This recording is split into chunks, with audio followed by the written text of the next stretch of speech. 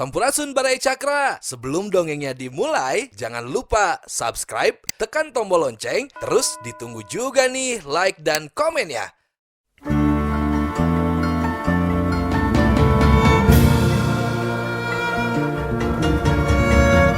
Baraya Cakra, parantos waktosna 80,5 FM Radio Cakra, midangkeun dongeng Sunda Dora-Dori. Simkuring sapara kanca ngahaturkeun wilujeng ngadangukeun.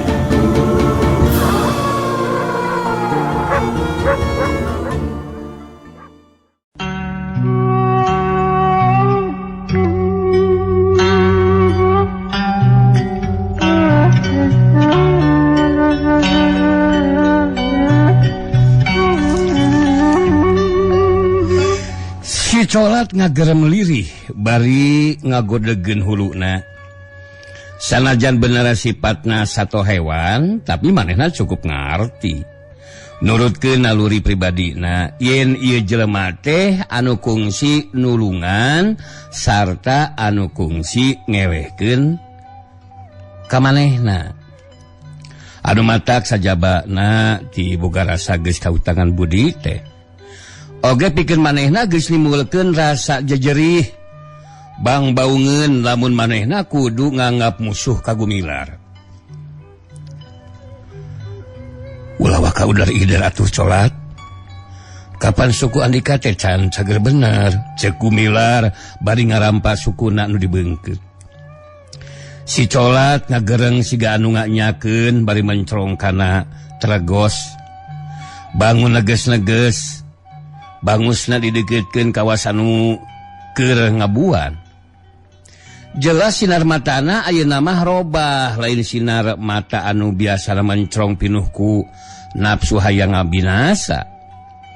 Tapi sinar mata anu linduh ieu sari-sari nurut manut anu pinuh ku kasatiaan.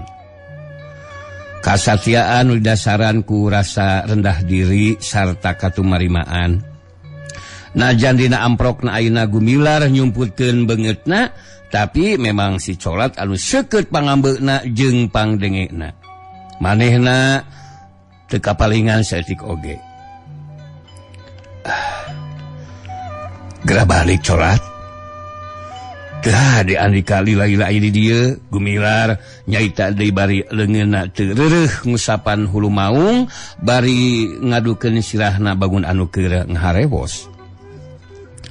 Si colat anu memang ayeuna mah geus tunduk talu ka manehna ngagugu. Jurung kunung mainna nangtung, nguliat ngabatek awakna anu leuleus liat ngalampayat. Wow, calawak nemongkeun sihung-sihungna anu ralencop seukeut.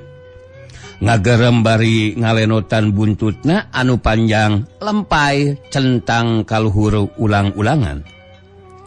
Geus kitu mah legeday si colat hempang ngalenghoy muru kebon karet. Ngaret heula ka gumilar. Gaur, kajleng we kanu bala.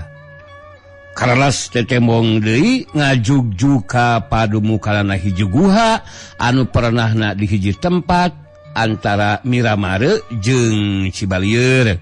Hiji lemur anu teu sakuma jauhna ti basisir sancang.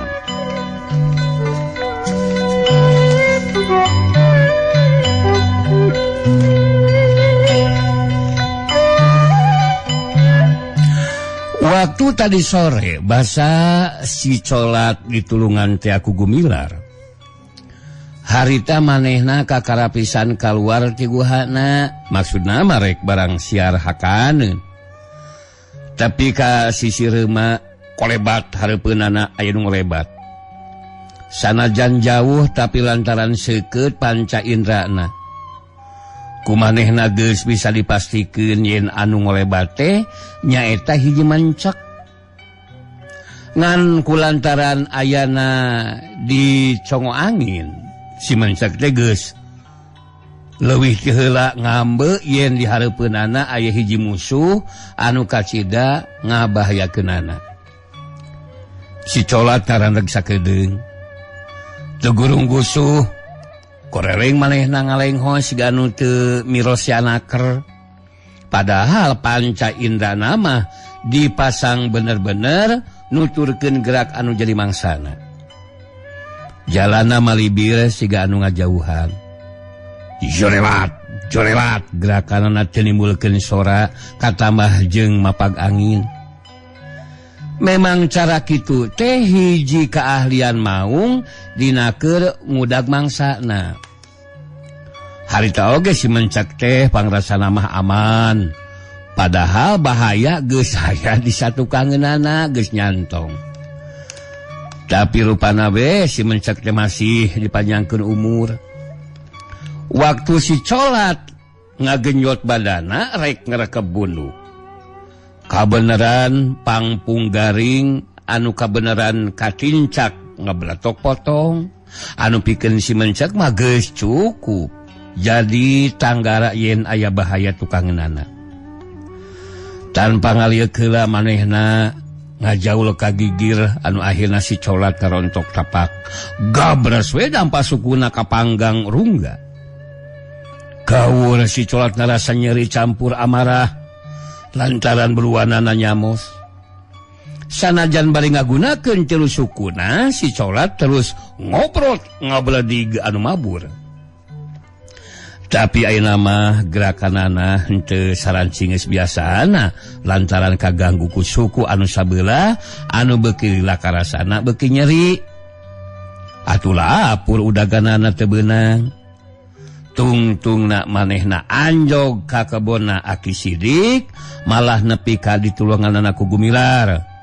Cucuk anu manggang dina dampa sukuna dicabut.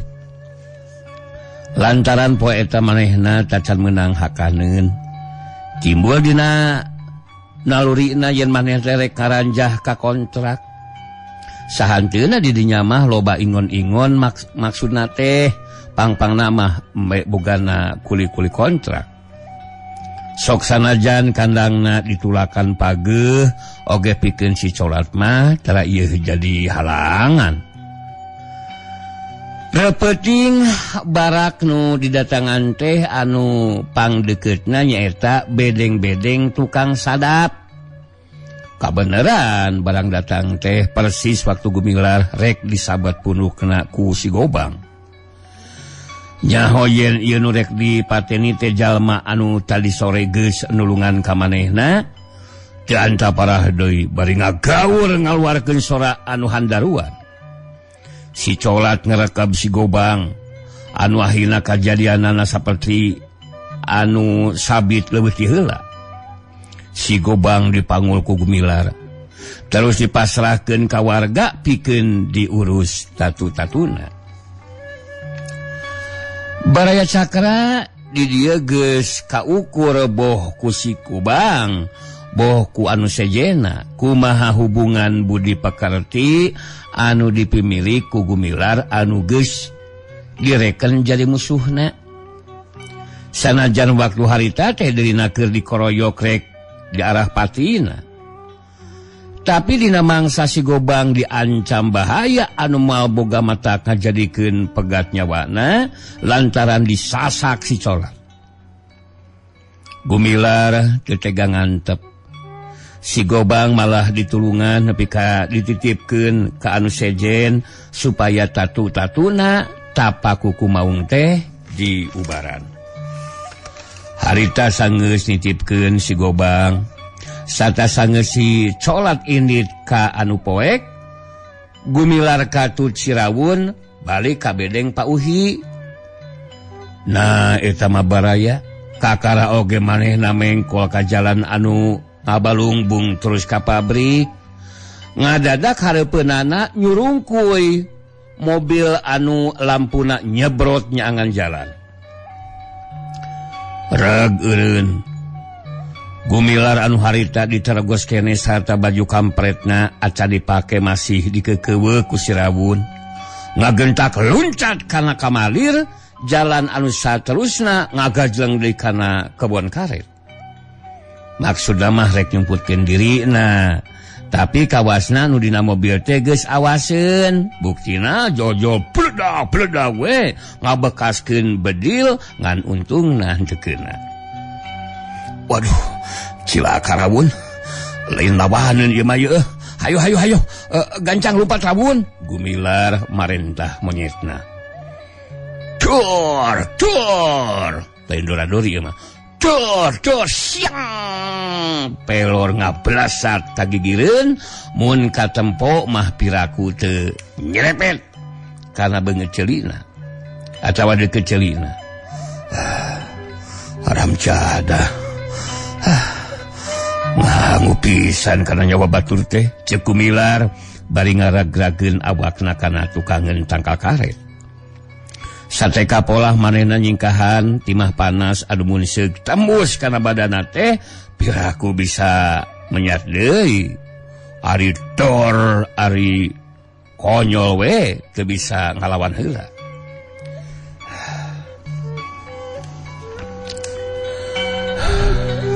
Hei, tegenge lompat maneh, langkung sae maneh nyerah ka Juragan Anom. Kadenge anu ngagorowok si horeng teh tuan kawasa anu ngahaja datang kadinya dibarengan ku Mandor Kemed katut sabal urang baturna. Hai, kemana kau hai? Hei, si haram cadol. Inya ada kamana tegeng tos dinya. Kitu eta Mandor Kemed. Waktu tadi si Gobang dikerekab ku si Coratea, Mandor Kemed sabatur-baturna terus malabur langsung bebeja ka tuan kawasa yen nandasa si belang teh gagal lantaran kaganggu ku datangna si Corat. Malah si Gobangna sorangan ayeuna can kanyahoan kumaha nasibna. Tadi teh manehna keur ditarajang ku si Corat. Sajolela tembong sebelah ngacerat kana kuta kacangan ku lampu mobil. Keanta parah di dor di bedil ngan teu keuna. Gumilar kaburu nyalingker manten kana tukangeun tangkal karet. Tuan kawasa katut batur-baturna culung jeleng laluncatan ting darapong sisi jalan. Sedengkeun lampu mobil tetep nyorotnya angan rengkak olahna Gumilar anu keur sasalingkeran tukangeun tangkal karet. Si Rawun gagal acangan di luhur, teu wani ninggalkeun sobatna anu sasatna keur diancam bahaya. Dor, sura bedil teu beulah kenca. Dor, deui kadenge teu beulah katuhu. Gumilar surti anu ngepung teh ngagunakeun dua bedil. Sareret kumanehna geus kaitung jumlahna. Tujuhan kadalapan supir diantarana aya bangsa walana duaan. Nelikana gerak-gerikna kumanehna geus kajudi yen manehna teh ditingker. Allah bihada silahkan bongkokan Belang. Iya belang percuma. Lompatan oge mau bisa lepas. Sanajan lompat ka lak-lakan mega oge woi. Mane ke si kapung, woi? Kadenge surah Mandor Kemed. Gumilar kenemalan, sajoring nyempot tukangeun tangkal karet, pikiran manehna ngubeng neangan jalan, pikeun nyalametkeun diri, sedengkeun panenjona teu leupas neulekeun gerak-gerikna anu keur ngepung. Walanda anu duaan kalawan dijajaran ku pangawalna maju. Di tengah nuturkeun dua anjing herder nu gerakanana dipegeg pageuh talina ditahan can waka dilepaskeun. Anu opatan deui maju teu beulah katuhunana bari ngalabar bedog. Jelas maksudna rek nyedekeun Gumilar katungtung kebon anu tepung wates jeung garembel anu pinuh kurungkun kaso jeung kirinyuh anu ngagigidig. Maksudna mah pikeun nutup ruang gerak Gumilar supaya teu bisa laluasa ngayakeun perlawanan. Gumilar anu motekar daya pikirna. kumanehna geus kajudi kumaha maksud jeung tujuanna ieu situan kawasa. Perkara di kepung masa cik oge teu dijieun seber Gumilar teh atuh lanceuk Dori. Nya kitu deui nyang hareupan dua anjing herder anu gedena ampir sarua jeung domba. Teu dijieun miris hate deui. Ngan anu jadi miris teh eta ku mireungeuh dua bedil anu keur dicalekel ku dua urang Walanda. Kudu kumaha nyingkanana? Ditakis lain takiseun. Red kaluhur ngilikan si Rawun. Katempo rigigna kawas anu ngadeukeutan musuh. Cicing luhureunana bangun anu keur nitenan gerak-gerikna jalma-jalma anu keur araya dihandap. Ku Gumilar geus kaijir pikeun ngaloskeun dirina tina pangepung manehna kudu narajang salah sahiji panghalang anu aya di kenca katuhunana. Norobos kabelah kenca teu katoong piuntungeunana. Pilumpateun kapegat ku ngagidigna rungkun kaso anu can kanyahoan kaayanana. Mun norobos kabelah katuhu pilumpateun memang tumanina ngan cilaka sasatna marabkeun tonggongna katuan kawasa anu geus saged nyekel bedilna. Komo deui mun norobos make jalan tengah anu memang kosong. Ngan pasti daging tonggongna bakal awut-awutan ditembus ku buledan-buledan timah panas anu kaluar tina jucung bedil tuan kawasa. Sabot manehna keur mikir kitu, ana jegug-jegug teh dua anjing herder ngagogogan bari ting serebet muru ka manehna. Si horeng anjing-anjing teh geus dilepaskeun sarta dibetahkeun pikeun ngarweg manehna. Gumilar sakirat terikat nyabut pesobalati. Sedengkeun dengan kencana nyakel ruyung nahun kalawan kaayaan badana dina pasangan mau ngagandong atau ngadangung. Bareng jeung nyampeukna dua anjing babarengan ngaronjag sakaligus sarta nyontrolkeun bangusna. Gumilar sakedetnya telah ngarobah pasanganana ngagunakeun gerakan cangehgar ngagalaprak. Sakilat ruyungna geus ngababu kulu anjing anu jolna ti belah kenca. Sedeng leungeun katuhuna anu nyekel pesobalati ngahiuk kana beuheung anjing anu nyuruntul ti belah katuhu. Guik nu dibabu kuluna kokowowongan bari ngadebut ragrag. Korejat hudang deui becir we kabur. Sedeng anu digabrak ku pesobalati beuheungna geus teu bisa mingeut deui. Ari gabres ari cungunggung we. Jep jempe diganti ku sora anu ngagereng. Karajat hoswe modar sapada harita. Tor dua pelor nyeleweng ngablesat ka luhur. Gumilar sempet ngareret. Walanda teh keur pakupis lantaran ditarajang ku si Rawun. Ku si Rawun pantes teh makanana ngawur mengpar tina sasaran. Geus mikir deui gajlong berebet we Gumilar ngaberebet ka lolong kerang tengah anu memang kosong tayan ngajaga. Tapi si Kuje jeung si Bandi nyaho diringeus. Rikat manehna motong jalan ngagunting jalan Gumilar bari ngalabar bedog. Hiu si Kuje ngahembatkeun bedogna. Gumilar ngalegot bari ngababukeun ruyungna buntlang cedong. Kabelah katuhu lantaran bedog si Bandi ayeuna mah anu ngahayat. Lep Gumilar dina gerakan londok malih warni atuh si Bandi dipaksa kudu narik bedogna lantaran lamun teu kitu pasti ngahakan sirah si Kuje. Jelong Gumilar luncat ka hareup sakaligus ngabebukeun ruyungna kana bincurang si Kuje. Sedengkeun dengan kencana sakilat ngababuk iga burung si Bandi anu keur narik bedogna. Si Kuje ngaguak ngudupruk anu saterusna adu gelajar aduh-aduhan barinya kelan bincurangna anu asarmu. Ngan si Bandi salamet lantaran manehna ngagentak ngagilir nyerong bari satrekah polah newak leungeun musuh. Serontor Gumilar ditotolonyong. Hiu bedog si Bandi ngahanca sirah Gumilar. Kadenge manibang baraan tutang ngaluarkeun angin anu nebak kana pundukna.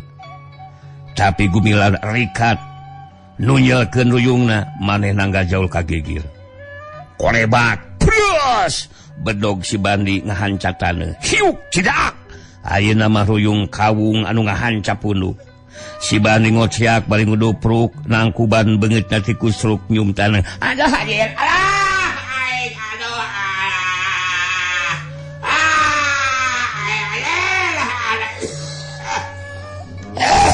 Batuk bener lain batuk bobogan.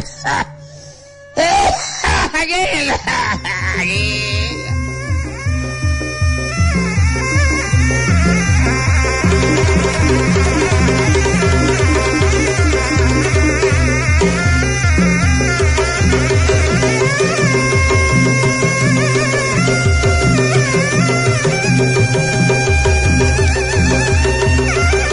Jegug anjing anu hiji di ngagogog.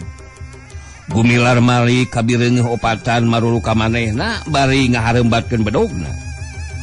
Sedengkeun tuan kawasa jeung walanda anu saurang deui ngajaran teng teu milu ngudag lantaran lemor teh nyekel di bedil tadi ngaceleng ting di mana.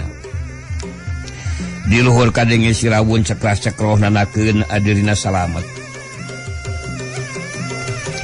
Ngalobakeun deui codeka, Gumilar balik kanan, bereng-beng we lumpat babalik cetan di jero kebon karet, dituturkeun ku si Rawun anu gagarasangan lumpat di luhur marengan sobatna.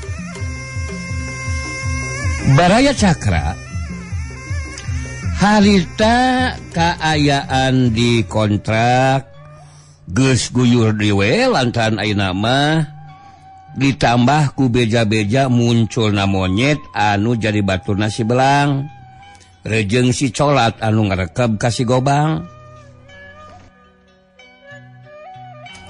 Komo leungitna dua bedil tuan kawasa jeung walana baturna waktu ditarajang kunyuk galak baturna si Belang teh geus lain deui ngagederna sora anu nyaitakeun sanajan rupa-rupa pamanggihna tapi tungtung nama sapamadegan yen si Belang teh moal bisa dielekeun lantaran lain jalma samaneha. Buktina waktu manehna sabak-bekeun rek dikadek pundukna ku si Gobang torojol we si Colat nulungan. Akhirna si Gobang sorangan anu cilaka malah cenah lamun teu diancam ku si Belang mah ulah-ulah si Gobang teh pasti bakal dihakan ku si Colat. Cuceuna beja anu saolah-olah ngebrehkeun pamujina ka si Belang. Lain dikieuna amakna tuan kawasa nepi ka manehna ngaluarkeun ancaman yen sing saha anu kapanggih ngadongengkeun tina perkara si Belang tadi teh kasup dora-dori anu ngadongengkeunana pasti bakal dipocot tina pagaweanana sarta rek diusir ulah cicing di daerah kontrak. Da mau dikeluarkeun ku Paripin oge japanya abdi mah ngadongeng Pak. Atuh geus kitu mah jep we saurang oge eueuh anu bade nyaritakeun deui sanajan ngan ukur haharewosan wungkul. Lantaran kabeh pagawe pabrik pada nyahoyen tuan kawase teh loba mata-matana rayap ceulina Sanajan sakumaha susulumputan oge geus pasti kanyahoan. Tuan kawasa sorangan ayeuna teh keur baradami jeung si Gobang katut batur-baturna. Keur nyusun di siasat sarta neangan akal supaya bisa nangkep si Belang. Atuh si Gobang sanajan dirina geus ditulungan ku si Belang alias Gumilar anu saolah-olah geus dijait tina bahaya pati, lain babalik pikir sumawona hayang mulang tarima. Ieu mah kalaka beuki giruk, beuki nu teu wae. Kahiji dumeh boga rasa katitih pangarti kaunggulan pangabisa, nepi ka harkat derajatna salaku hiji jago ayeuna mah ngagejret. Atuh kaduana pangpangna mah mihapekeun beuteung ka tuan kawasa. Upama teu biluk mah manehna di mana menang duit da memang pagawean teu boga. Ulah-ulah mata kese neangan keur udud-udud acan. Dina babadamian kadua kalina si Gobang kacida di wewelehna ku tuan kawasa. Dina hanaha nepi ka elehna ku pantar si Belang anu pangawakana leuwih leutik ti awak manehna. Padahal dina ulin main pote si Gobang geus sakitu maherna. Moal pati-pati dijieun kapercayaan lamun pangabisana teu hebat mah. Pikeun ngaduruk hatena si Gobang. Ku tuan kawasa diterangkeun yen pangna si Belang nulungan teh ka manehna. Eta teh lain lantaran tina nyaah atawa watir, tapi samata-mata kitu petana teh mangrupa hiji panghinaan pikeun si Gobang. Supaya kanyahuan sarta kasurak ku balaria yen si Gobang teh nepi ka tayadayana pisan ngalakon dipapanggul ku musuhna dipasrahkeun ka nu sejen dadakuna mah supaya diubaran tatuna. Puguh we ngadengi katerangan tuan kawasa kitu teh tanpa mikir panjang deui jol-jol ditarima we diteri buleud sarta diaku benerna.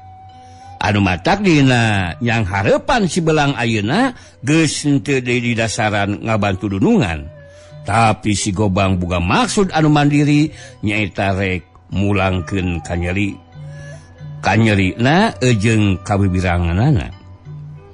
Ieu sababna baraya sanggeus mahena kaluar ti gedongna tuan kawasa anu tadi dipake babadamian, si Gobang kalawan abaturana si Bandi jeung si Kuje langsung we kaluar ti wewengkon kontrak Miramare. Tujuanana reka kampung Cibalieur, hiji lemur anu perenahna antara basisir Sancang jeung kontrak Miramare. Anu jauhna ti kontrakan teh nya aya we meureun 20 km mah.